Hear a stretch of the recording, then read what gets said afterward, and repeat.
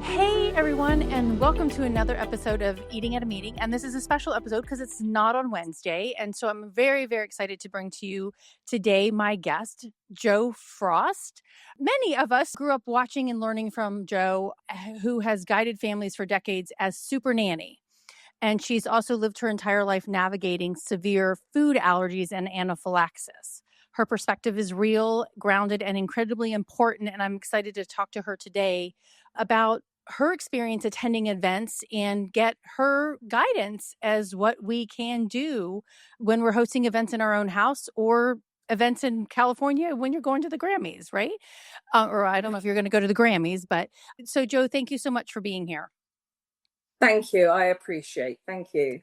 So let's start with how we connected, which was last week or 2 weeks ago. Kerry Washington was on the Jimmy Kimmel show and he asked her, he's like, "Oh, I heard you had food allergies." And she's like, "Yes, I do. And this is what I'm allergic to." And You know, too. she is allergic to seafood. And Jimmy was like, "Does that include fish?" She's like, "Yes, that would be seafood.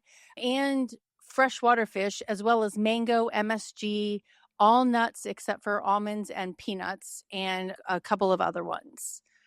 Right. So, Okay. That's interesting. yeah. That's interesting because Kerry and I would have similarities in the fact that we are both allergic to seafood.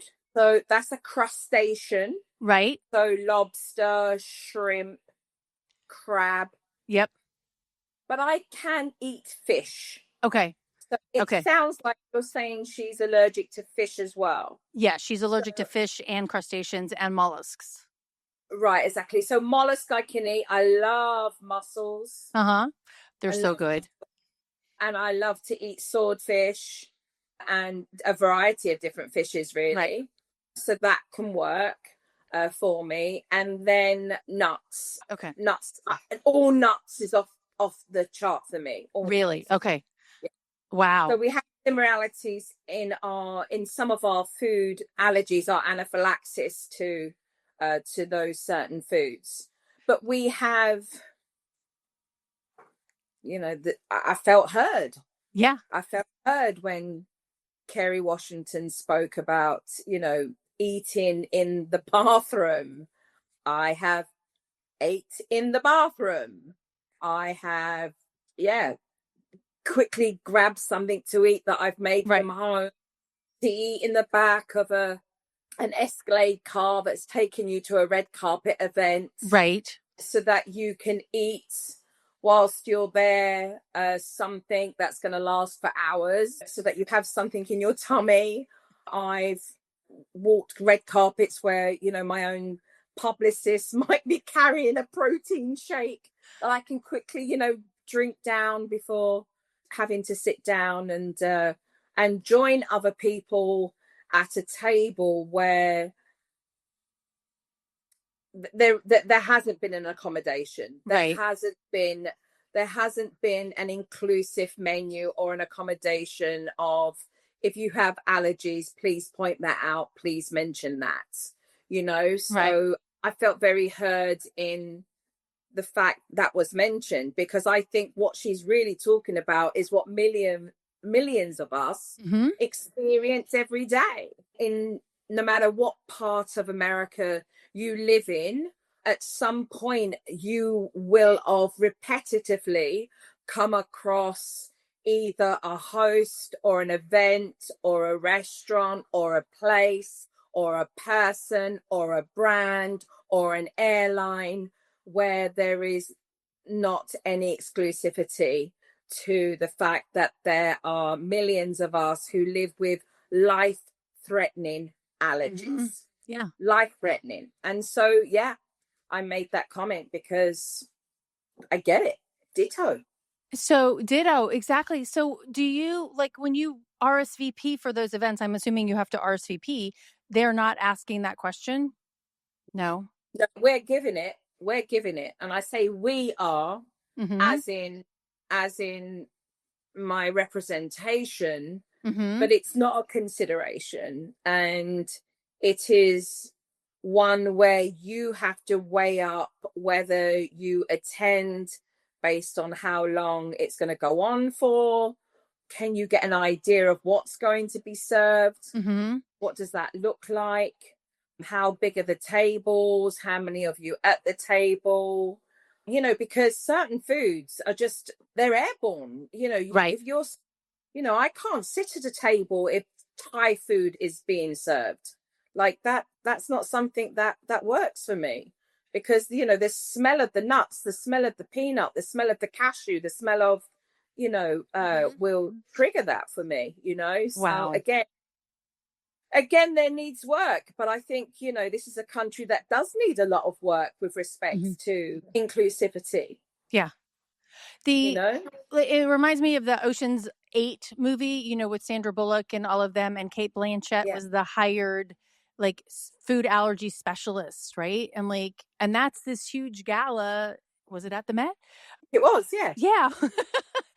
I have to go back and look, but it was, well, I don't know if the Met, because it was jewelry. Yeah. So it was a jewelry. I think it was a jewelry thing, but yeah, that should be what is done. And actually, I remember asking a couple of years ago when two of the actors that were up for the Golden Globes or the Oscars were vegan, and I wanted to know, for the dinner, are you serving, or will you have something for them to eat?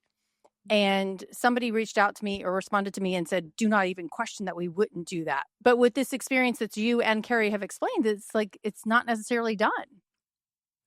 I think that was a rather hostile response. Yeah. Whereas, you should have been received with a warm welcome of, we absolutely take pride as a company in making sure everybody is relaxed and confident and comfortable in those settings that they will be in.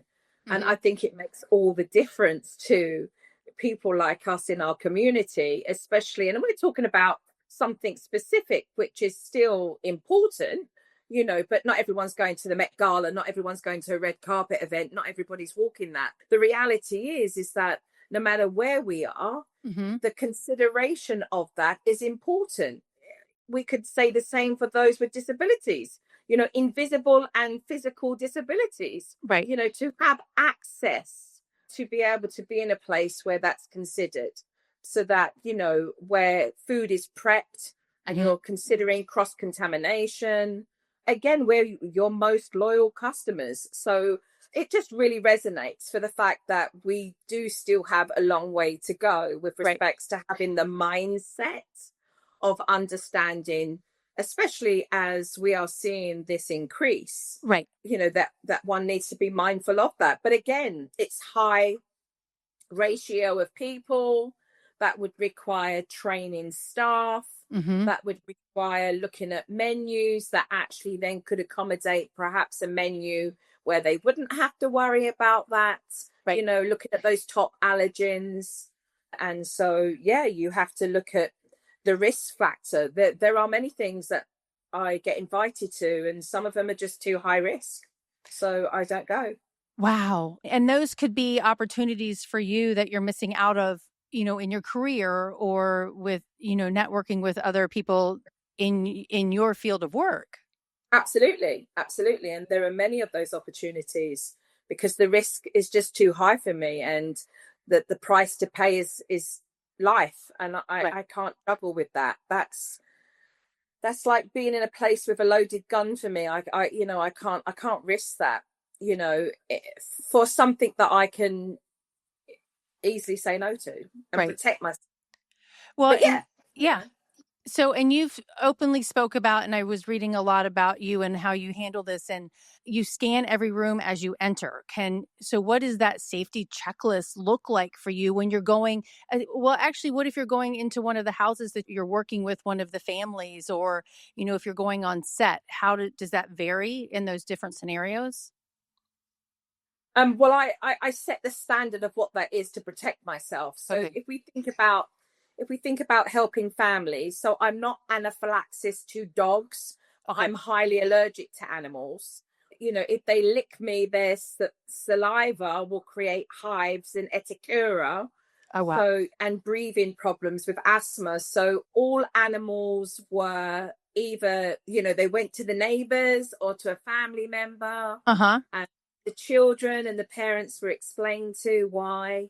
And, they were all like, oh my God, I didn't realize, we would make sure that, as a company, to protect me, that places were cleaned.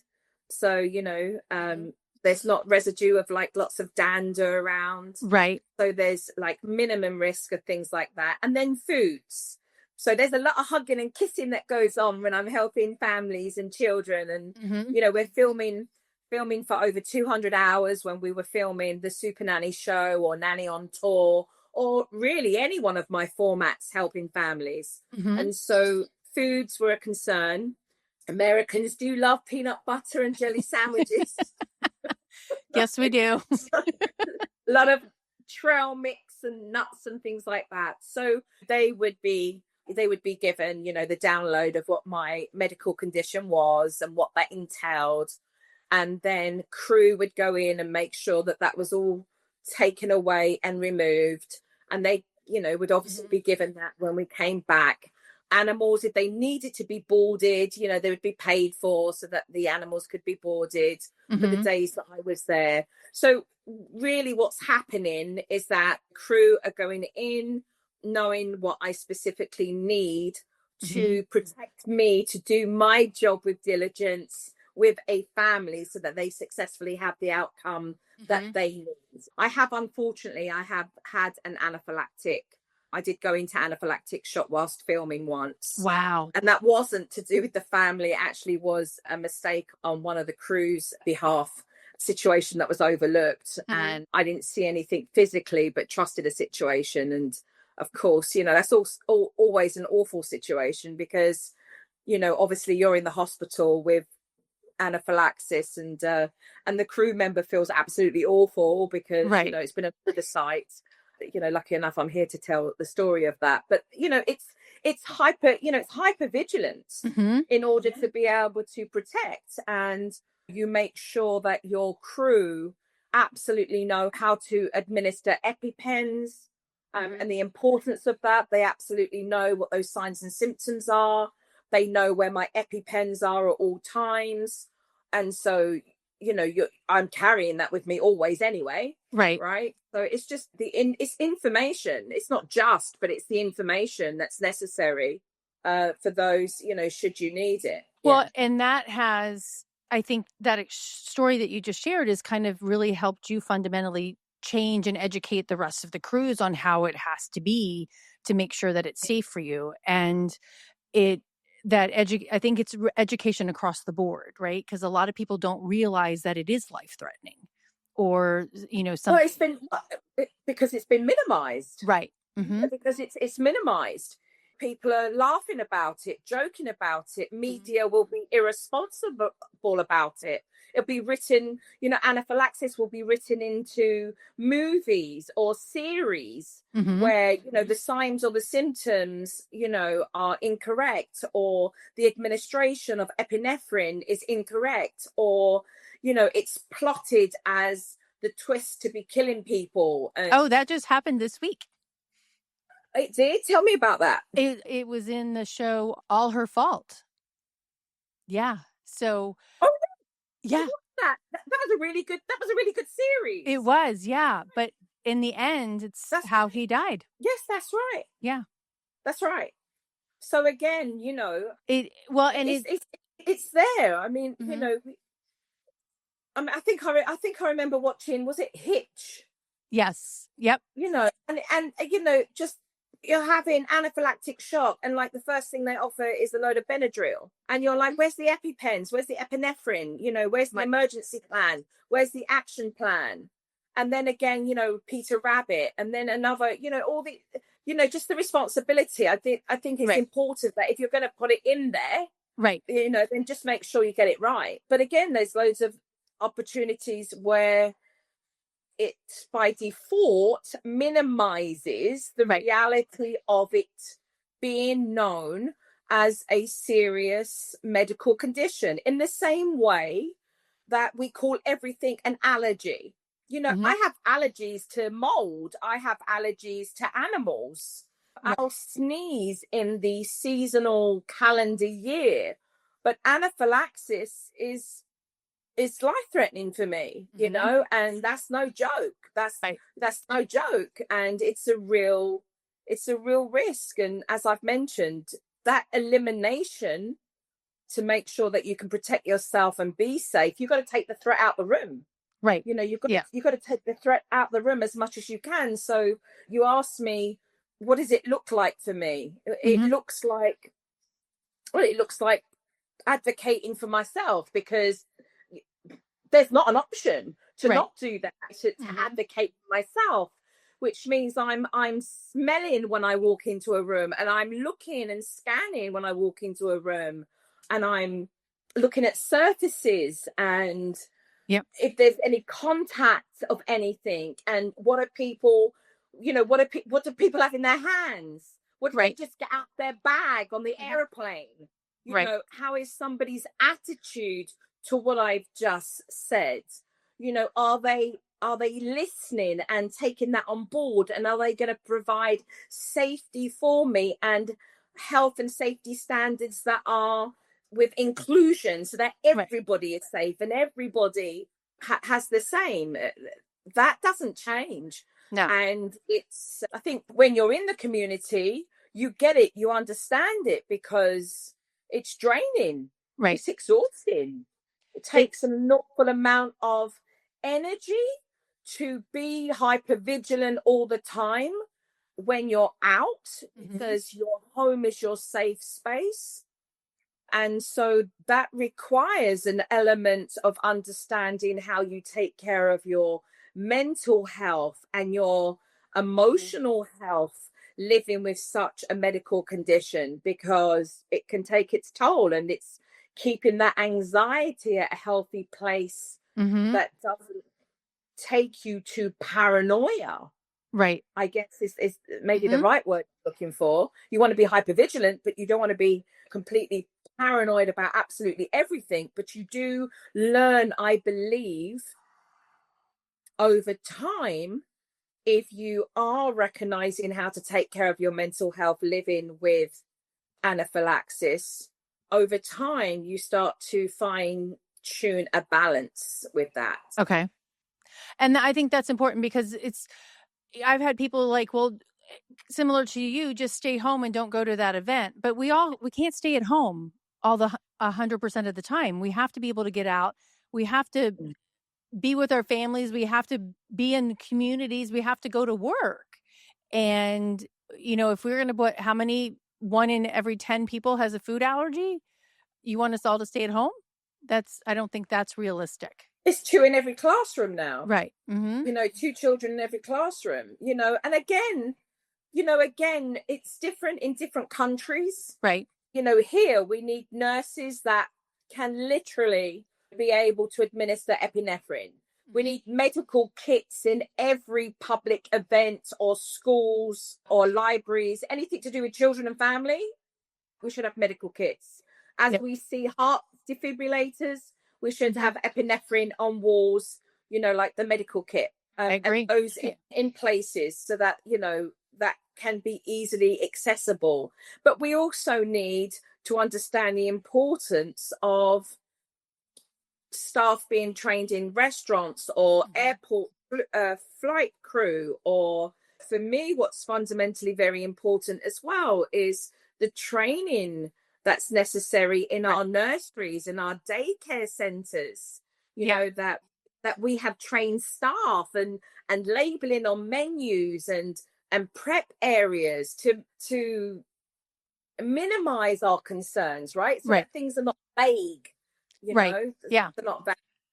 Well, and you've got, I mean, I know a restaurant might not have a huge kitchen, but when you're thinking about events and event spaces, I mean, those are larger spaces. You can find a spot somewhere in a tent or somewhere in a convention center to make that food in a safe environment, so that you can feed people. But it takes systems and processes, and it's not. I was reading something today. It's like, if it's just in one person's head, that's not a system. That's just somebody like, hey, I hope Joe's going to be okay. It's not letting everybody else know. Yeah, I mean, look, law and policy is important. We need that, right? Mm-hmm. If we can establish policies that change laws to protect everyone, but we're really, what are we talking about? Right. We're talking about people investing in people. We are talking about empathy, right? The more we can educate, the more we empathize to others, right, so that we can keep all of us safe, so that we can all have a beautiful experience wherever we are together. We are talking about human beings investing in other human beings. That's, humanity, right? Yeah. Kindness, consideration. We're talking about humanity over greed and profit. Yep. At the end of the day. At the end of the day, yeah. Yeah. Now, so we were talking about laws like the Addy Act. I think are you familiar with the Addy Act that just got passed in California? Tell me more about. I haven't been filled in about what exactly has happened now. So it was signed into law in October. So it is restaurants that have food facilities, I should say, that have more than 20 locations nationwide. All right, yes. Must now label for the top 9 allergens. Yeah, let's just talk 2 words. It's become the standard, and now we have accountability, period. Right. Yeah. And that unfortunately is only in California. And hopefully those companies that are doing that will now implement it in all their other venues or their locations, even because they have to do it in California. Correct. We can hope, right?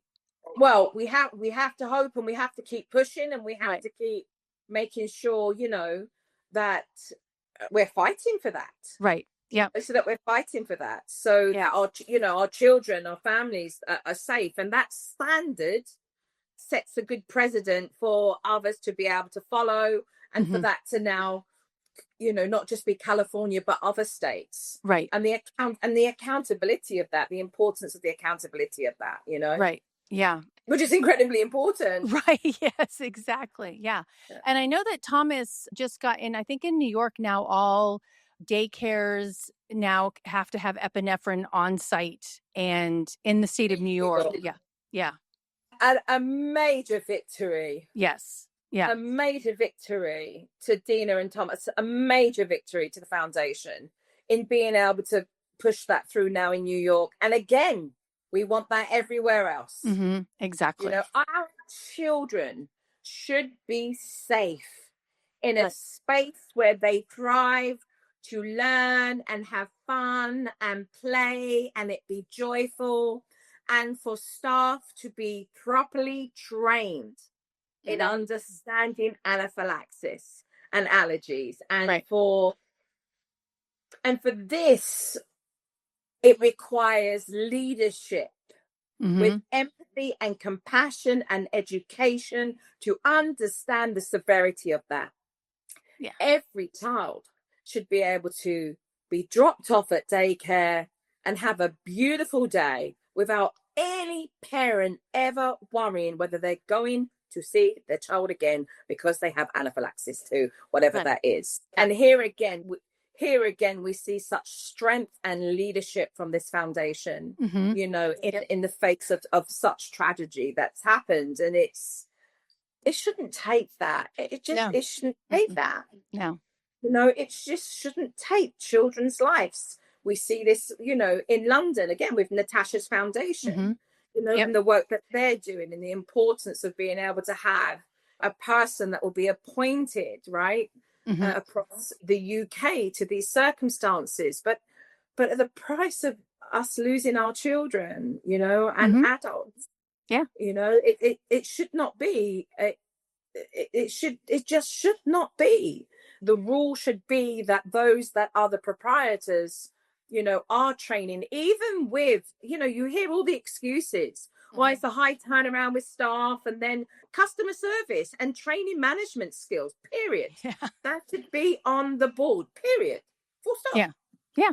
Well, and it's interesting because the food codes are changing in some of the states to require labeling.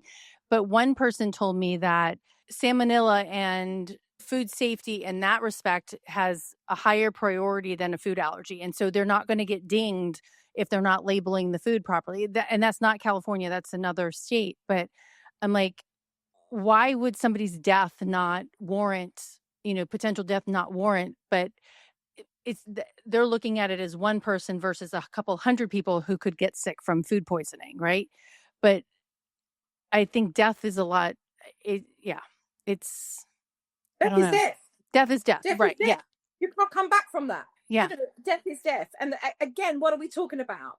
We're talking about an attitude. We're talking about a lack of education. We're talking about a lack of empathy. We're talking about true leadership in understanding what do we do to keep our children and adults safe when they have a life-threatening medical condition. Right. I've had, I've been into fancy restaurants and I've had, I've been told by staff, no, absolutely, there's nothing in there. Like you have to, you're reading everything. You're hypervigilant. Like, did the tone of their voice, did it line up with what they said? Did their body language match that? Like, I need to speak to the chef, please, if that's okay. And, when you get, I find that it predominantly happens in either the very young or the very old. That when you get either the old or the very young as staff, they're too embarrassed to say they don't know what it is. So, I'll use the word anaphylaxis. Like, I think there should be a distinguished difference between anaphylaxis and just allergy, because allergies, people automatically think, oh, you're saying there's an allergy, but are you just being pretentious? And you're saying that you have a gluten allergy, you have celiac. Are you just having a fad? Is it just a fad that you don't want to eat anything with gluten in it? And you're like, no, this will kill me. Like, this is severe. Right. And this is the stakes. This is the stakes of where we're at, which is no different to if you're in a container 39,000 feet up in the air. Right. You would hope that your servers and your flight crew want to minimize death, period. Right. Death. Your epinephrine pen is giving you an allocated amount of time. Right. You may survive. You may not. Right. But the idea is that as soon as you start to feel those signs and symptoms and you've administered that, you have an allocated amount of time. You may be then putting the second EpiPen in, but 911, get to the hospital straight away, and you just pray that you're going to live. You're not even praying at that moment. You're like alive, like you're holding on to dear life. You're holding on to dear life in that moment, trying to gaze and catch on. I mean, I remember my last anaphylaxis shock. And I just remember looking into the doctor's eyes thinking, can I hold on to what this guy is telling me right now? Can I hold on to it? Like, is this okay? Is this going to be all right? And again, that shouldn't be a compromise, right? Tracy. Yeah, it shouldn't be a compromise. So when you've administered your EpiPens and then you're at the hospital, what is that next course of action? I mean, are they giving you more epinephrine at that point, or what are they doing? I don't know what they're doing. Okay. Because by the time I've had 1 or 2 injections of epinephrine, everything then goes into a very sharp, focused sort of tunnel vision for me. Right. And I'm trying to breathe because it's really funny because I sat here before we got into this interview and I thought, I don't really write down like each step of what it is, but if I could explain it, my ears start to itch and then my face gets hot and then my saliva increases and then my heart rate increases and then my face starts to swell and then my eyes get swollen and I can't see and my face starts to come right up and it goes out and swollen and then my lips and I can't talk and everything feels really tight and puffy and there's no room to talk because my throat is closing up. I feel like I'm trying to get air out of a really tiny, narrow straw. All I can focus about is staying alive. And please, God, please stay alive. Just keep breathing, one next breath after the next. I'm dizzy, I'm gasping for breath, I'm wheezing. The feeling of dread comes over. There's panic that's high. My body is itching. My body is hot. My skin is clammy, cold, and the chest pains. At that point, I'm thinking to myself, is this cardiac arrest? Is this cardiac pain? And that's happening all in microseconds of just all together the same thing. Wow. And just praying that I can come through that, come through that moment. And then there's a moment where things start to become easier, very slowly, and easier and easier. And then I feel like a come down from that. Then my body has been holding. It's just been holding. And I can feel like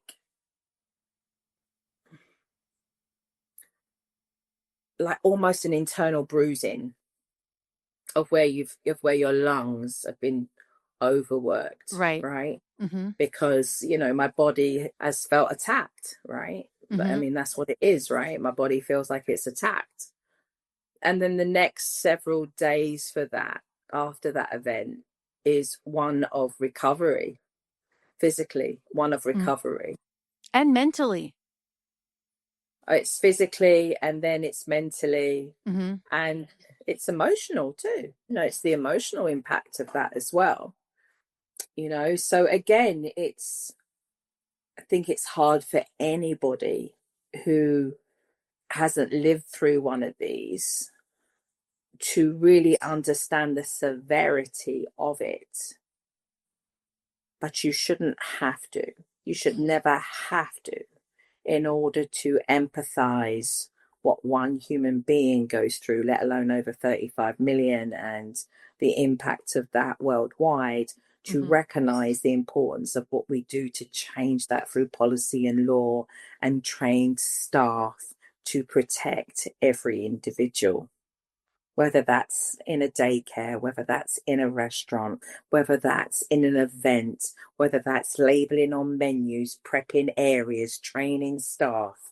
That's what it will take. And so it's important to continue to educate. It's important when you have the opportunity. And again, it is people investing in people, and changing that when they are at the top of the chain of what they can do. I've had fantastic, I travel a lot for work, and I've had a flight crew that have been absolutely on board with anything they can do to accommodate. We want you safe. We want you safe on this flight. We want you to, we want you to feel good, even passengers. But then I've had passengers that just minimize, you're getting gaslit. They're literally minimizing, like, oh, it can't be that bad. Or the sort of the kind of myths, like, oh, a small amount won't hurt you. Right. Or I'll be told, like, oh, just scrape that off and it'll be fine. Like, scrape that off. You're like, you can't scrape that off the food and it'll be fine. Like, that's not going to work, Or for some, oh, but you'll outgrow it, it'll be fine. And some people do. I never outgrew any of mine. So you've had them for your whole life? Yeah, my whole life, over 50 years. So, wow. Yeah, and again, those myths, not everyone's outgrowing, their allergies. And the labeling, the labeling is, I think, is incredibly important. And I think it's one, again, that's just about legalities, because it's wrong. I think it's morally wrong. It's ethical. It's wrong. Like, for those that are just finding out about themselves or their kids and are doing everything they can do to protect them, the labeling is so incredibly important, because I've seen on apple juice may contain nuts. On apple juice.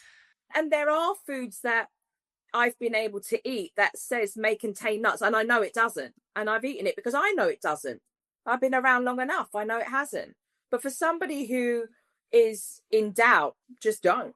Right. Just don't.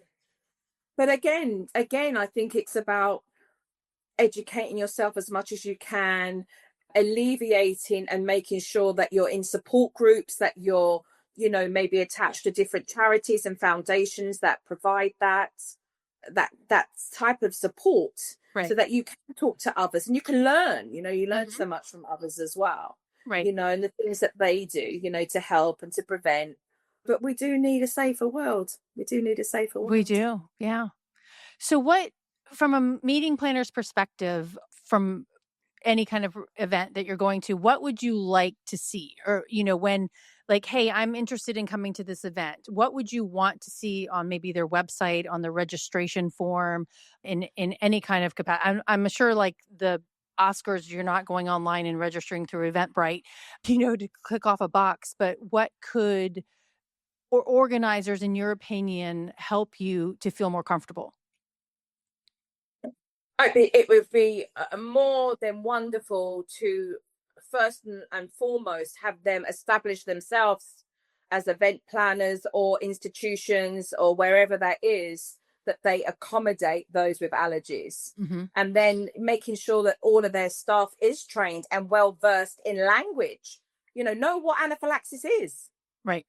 Be the first to ask. Let's look at areas, certain areas, so that we haven't got cross-contamination. Prep certain areas maybe where people could eat that would be safer for them as well. Again, the labeling, the labeling of what's inside the foods would really help as well. Right. Yeah.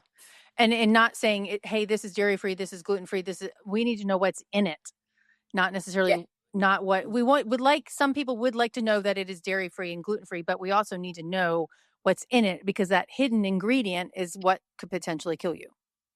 Absolutely. Yeah.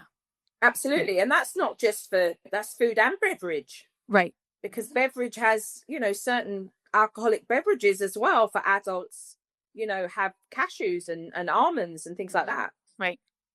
So different foods. But everything we're talking about is consideration, inclusion. That's what we're really talking about at the end of the day with everything. Yeah. So that we have more clarity. So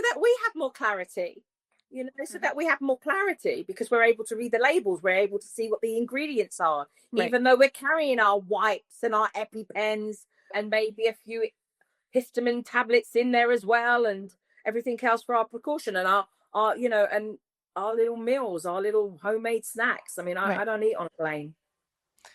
Yeah. And Leanne Mandelbaum will tell you not to eat on a plane if you have food allergies, because they don't, and I can attest to asking flight attendants. Yeah, they don't know. Yeah. Yeah, Leah's fantastic. Yeah. Like, that woman is that's salute her passion, her relentlessness on what she does. Yes, 100% agree. Make flying safer for everyone. Absolutely. Yeah. All right, Joe, I have a couple of rapid fire questions that I want to ask. Okay. What's one food you wish you could safely eat that you haven't been able to? Oh, it's got to be the ones that you can't, right? So, my family are English and Mediterranean. Okay. Oh, it would be prawns, it would be gambas, the Spanish paella, and the whole Mediterranean Spanish foods, that have, the seafood. Absolutely. Right. Yeah. Okay. What you kind of just listed off what was in your purse, but what's in your purse besides your EpiPens? I have, my EpiPens, wipe down wipes for traveling, pen, emergency plan. I have cards. So like if I go to different countries, I'll have cards as well that will say what my allergies are. And what else? And then I've got other, I have asthma. So, I have my asthma stuff in there as well. Okay. Pen, paper, emergency plan. So pertaining to my anaphylaxis. Right. Yeah. Well, and Kerry did its thing too, is about having the cards that she travels and she gets them translated to whatever country the language of the country she's going to. Yeah, no, it's really, I think it's really important. Even if you're talking the language, it's really important just to have it written as well. So I have like a stack I have like a little stack of, they look like playing cards, but it all depends on where I am. Like we prep, and my husband's really good at making sure. He's like, I want to make sure that we got, we're going to be going here. This is somewhere new. We're going to be in Abu Dhabi or in Dubai, and we want to make sure, like we flew to Riyadh, and everything's laced with cherry and almonds, and so it was important just to make sure that those cards were in place and people could understand as well. So yeah, everything, a lot of it's preparation, right? A lot of it's preparation so that you are able to really lessen your anxiety wherever you go, because it's not going to go, it doesn't go away. You learn to manage it better, but there's no two ways about it. At some point you need to be able to go, okay, we're good now. We're able to sit down here and actually enjoy this moment here, so yeah, for anaphylaxis I would say they're the main sort of things in my bag around that. And then talking about travel, is there a place that you have traveled where you felt surprisingly safe eating? No, I think I'm diligent everywhere, if I'm really honest, and I'm a well-traveled lady. So there's not a moment where I reach somewhere and go, oh my God, this is really surprising.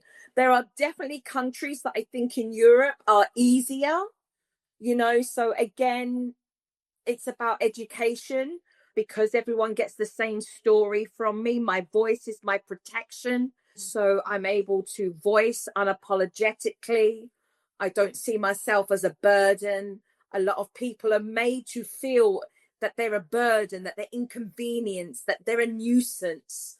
And I'm very unapologetic about that. But because I was raised that way, I was raised that way by family that understood the importance that at some point they would protect me, and at some point I would have to champion to protect myself.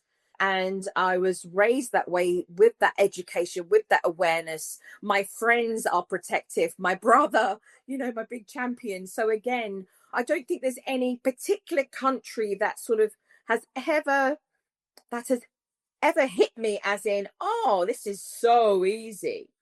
But there are countries where maybe people are more well versed, more aware, and restaurants, or places where you ask and they're like, oh yes, no, it's over here, or look in the menu here and it's all lined out here, and oh no, our facility is fine, and oh yes, well, and they're just, you're like, oh that was great. I didn't have to fight to try and keep myself safe. Like it was that wow experience was easy with the other human being or where you were. Like that has happened along the way in my travels, but not a particular country that I could overall say, oh, it's go there, it's just really easy, everything's really fine. And I don't think I'll ever find that. But I know, obviously, your own home is your safety, and your loved ones, friends and loved ones who care about you, because they're the first to make sure that you're okay. Or those that are aware,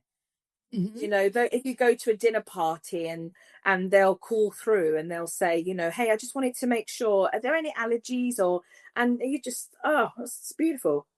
It is beautiful, because they're paying attention and they want to do the best. They want you to come in and feel that you are wanted in this space.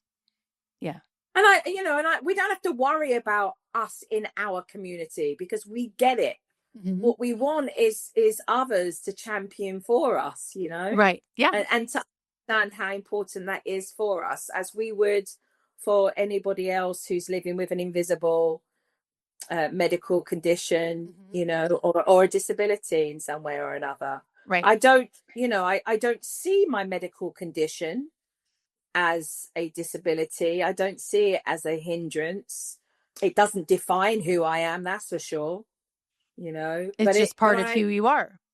But it is part of who I am, and I live alongside it. It's like, hey, this is the body that's on the journey with me. Yeah, exactly. All right, one final question. Finish this sentence for me. Every meal should be an enjoyable experience where everybody has clarity about what they're eating. Yeah. Yeah. No, I love that. Yeah, because it is. We want to know what's in our food across the board. Yeah. And, I help families professionally, and meal times are such milk, there's so much to be gained from coming around a table and eating great, wonderful foods and having beautiful conversations and the social aspect of that. And, for children, they're learning as well, those life skills, and so, just the art of that as family and being able to do that safely is a beautiful experience. And you hope that you are walking into sort of mini living rooms in different events or restaurants, and you can create that, whether you're meeting someone for the first time or whether you're with your family or at a wedding, wherever you are. Yeah. There's a couple of comments over here I want to post really quickly. So Jeremiah, let's see, and I have to learn how to fix my little thing here, but I love Joe Frost. So Jeremiah, we all do. Oh, thank you, Jeremiah. And then Miss Jill has said, so happy to catch this live, longtime fan of Joe's. And then she's got a couple other. Thank you, Jill. It's also great to see you two women to be such wonderful advocates, role models. And then she just reiterated what you just said, which was every meal should be an enjoyable experience. Yeah. So thank you for tuning in. Yeah. Thank you, Tracy. You're welcome, Joe. I'm so glad that you can join us. And how can everybody follow you? Where do they find you? JoeFrost.com, Joe Frost on Instagram, YouTube, Joe Frost, everything Joe Frost. Joe Frost. Okay. Awesome. JoFrost. Okay, fantastic. Well, everybody, thank you so much for tuning in today and participating. Jill and Jeremiah, appreciate that. And Joe, thank you so much for your advocacy. It's wonderful. And I know it's built from, Jeremiah just said, bring back the Super Nanny show. Families do want me back out there helping, whether it's the Super Nanny show or another Joe Frost show. They definitely do want me out there helping. So hopefully I can facilitate that soon. Well, we would love to see it. And thank you for what you do to help families across the board and advocating for food allergy safety as well. So thank you so much for joining us. Everybody, you're welcome. All right. Everybody, thank you for tuning in. I will have another live episode on Wednesday. We're going back and talking about feeding our communities with excess food from our events. And I'm very excited about talking about that. All right, Jeremiah popped in one more thing here. Have a great evening. We need Super Nanny Season 9 and Super Nanny Season 10. He's a huge fan. He's an avid fan. He is. All right, well, everybody, thank you so much. And I'll see you later. Stay safe and eat well. Thank you. Thanks for listening to the Eating at a Meeting podcast, where every meal matters. I'm Tracy Stuckrath, your food and beverage inclusion expert. Call me and let's get started right now on creating safe and inclusive food and beverage experiences for your customers, your employees, and your communities. Share the podcast with your friends and colleagues at our Eating at a Meeting Facebook page and on all podcast platforms. To learn more about me and receive valuable information, go to tracystuckrath.com. And if you'd like more information on how to feed engagement, nourish inclusion, and bolster your bottom line, then visit eatingatameeting.com.